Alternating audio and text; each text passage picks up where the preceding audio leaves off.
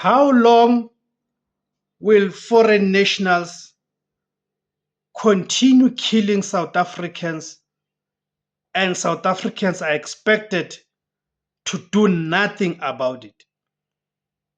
The recent news of an arrest of an alleged shooter and killer of DJ Waras, a Mozambican national or foreign, a Mozambican national, Amindo Jakila, yes, Amindo Jakila Pakito, something like that.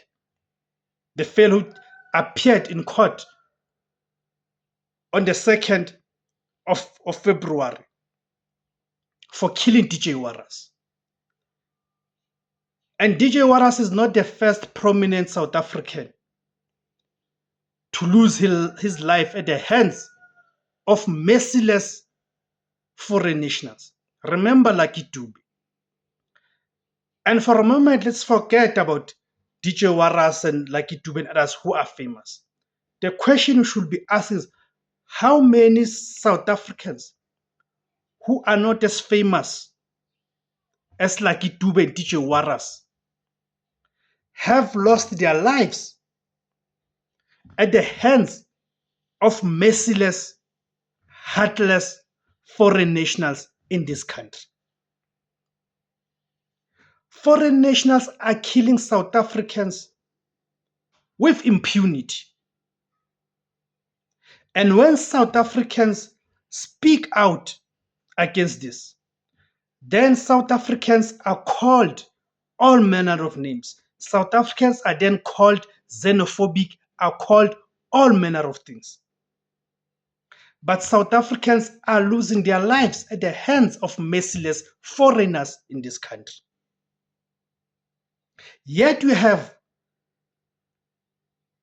brainless loudmouth like Julius Malema, who continue imposing foreigners on South Africans. It is because the likes of Julius Malema and his family are immune to the security risk that is posed by these foreign nationals. They've got bodyguards. They live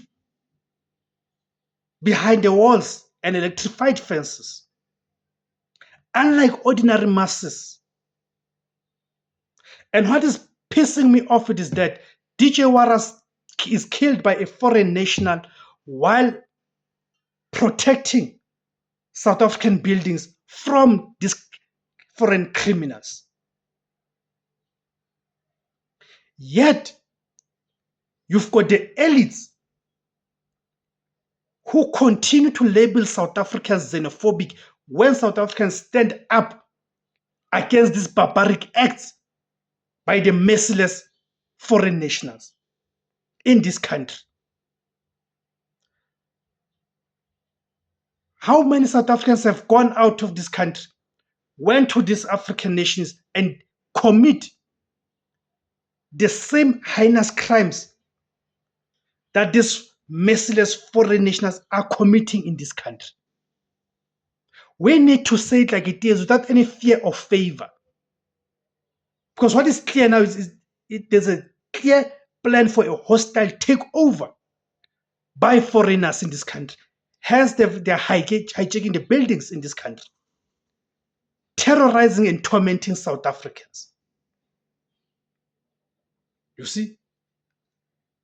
On December 16, 2025, the so-called Reconciliation Day, South Africa lost one of its most vibrant cultural voices, Warwick Stock, better known as DJ Waras, was gunned down in broad daylight outside a building in the Johannesburg CBD. Known for his wit on live amp and his fearless commentary, Waras was not just a DJ. He was a businessman and a father. As the country mourns, the investigation has pulled back a curtain on a deadly underworld of hijacked buildings and professional hits, with two key suspects now in the dock. The quest for justice has taken a complex international turn. The first breakthrough in the case came just 6 days after the shooting, with the arrest of Victor Mthethwa Majola, a 44-year-old taxi owner from Soweto, who is the alleged orchestrator. The state alleges that Majola did not pull the trigger himself, but was the mastermind who coordinated the hit.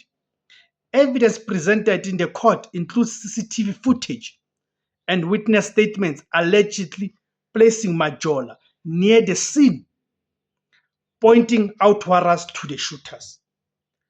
The bail battle on January 26, the Johannesburg Magistrates Court denied Majola bail, citing his lack of fixed address and the high risk that he might interfere with the ongoing investigation.